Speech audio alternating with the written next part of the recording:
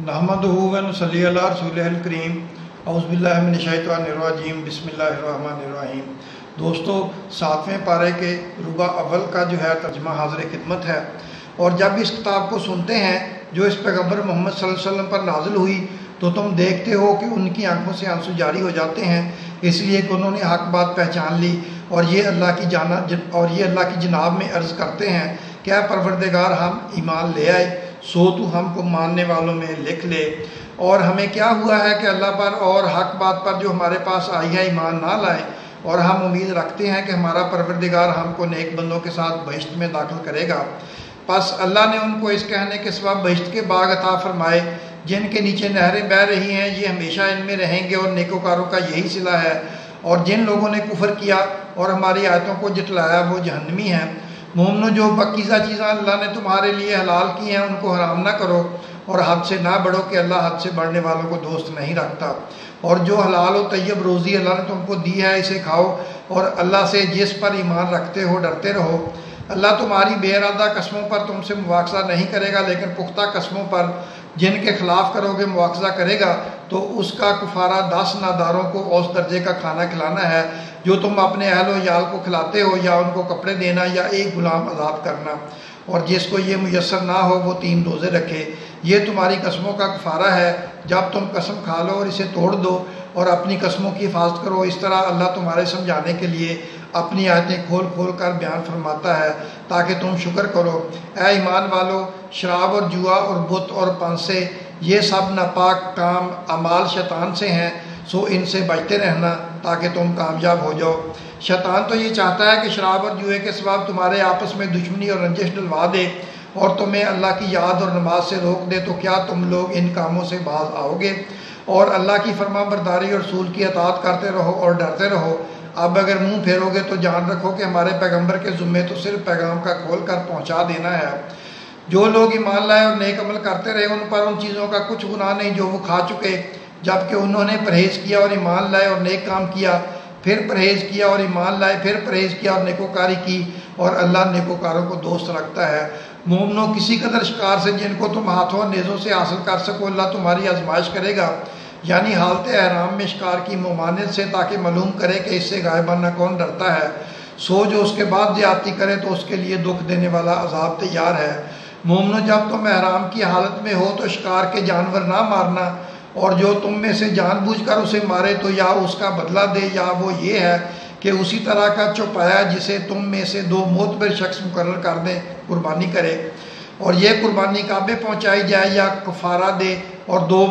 वो मस्कीनों को खाना खिलाना है या उसके बराबर रोज़े रखे ताकि अपने काम की सज़ा का मज़ा चखे।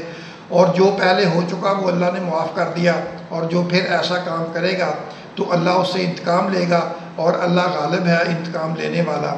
तुम्हारे लिए दरिया की चीज़ों का शिकार और उनका खाना हलाल कर दिया गया है, यानी तुम्हारे और मुसाफिरों के फ़ायदे के लिए। और जंगल की चीज़ों का शिकार जब तक तुम एहराम की हालत में हो तुम पर हराम है, और अल्लाह से जिसके पास तुम सब जमा किए जाओगे डरते रहो। अल्लाह ने इज़्ज़त के घर यानी काबे को लोगों के लिए मुजब क़याम बनाया है, और इज़्ज़त के महीने को और कुर्बानी के जानवर को और उन जानवरों को जिनके गले में पटे बंधे हों, ये इसलिए कि तुम जान लो कि जो कुछ आसमानों में है और जो कुछ ज़मीन में है अल्लाह सब को जानता है, और ये कि अल्लाह को हर चीज़ का इल्म है। जान रखो कि अल्लाह सख्त अज़ाब देने वाला है, और ये कि अल्लाह बख्शने वाला है, मेहरबान है। पैगंबर के ज़ुम्मे तो सिर्फ पैगाम पहुँचा देना है, और जो कुछ तुम ज़ाहिर करते हो और जो कुछ मख्फी करते हो अल्लाह को सब मालूम है। कह दो कि नापाक चीज़ें और पाक चीज़ें बराबर नहीं होती, गो नापाक चीज़ों की कसरत तुम्हें अच्छी ही लगे। तो अक्ल वालों अल्लाह से डरते रहो ताकि कामयाब हो जाओ। मोमनो, ऐसी चीज़ों के बारे में मत सवाल करो कि अगर उनकी हकीकतें तुम पर ज़ाहिर कर दी जाएँ तो तुम्हें बुरी लगें, और अगर कुरान के नाज़िल होने के अय्याम में ऐसी बातें पूछोगे तो तुम पर ज़ाहिर भी कर दी जाएंगी। अब तो अल्लाह ने ऐसी बातों के पूछने से दरगुजर फरमाया है, और अल्लाह बख्शने वाला है, बुरदबार है। और इस तरह की बातें तुमसे पहले लोगों ने भी पूछी थी, मगर जब बताई गई तो फिर वो उनसे मुनकर हो गए।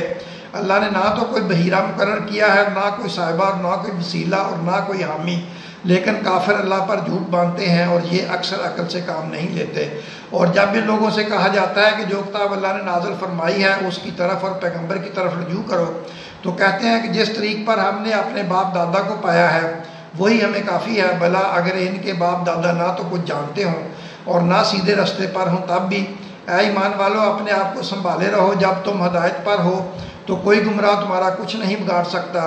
تم سب کو اللہ کی طرف لوٹ کر جانا ہے، اس وقت وہ تم کو تمہارے سب کاموں سے جو دنیا میں کیے تھے آگاہ کرے گا اور ان کا بدلہ دے گا۔ مومنو، جب تم میں سے کسی کی موت آ موجود ہو تو شہادت کا نصاب یہ ہے کہ وصیت کے وقت تم مسلمانوں میں سے 2 مرد عادل یعنی صاحب اعتبار گواہ ہوں، یا اگر مسلمان نہ ملے اور تم سفر کر رہے ہو اور اس وقت تم پر موت کی مصیبت واقع ہو تو کسی دوسرے مذہب کے 2 شخصوں کو گواہ کر لو،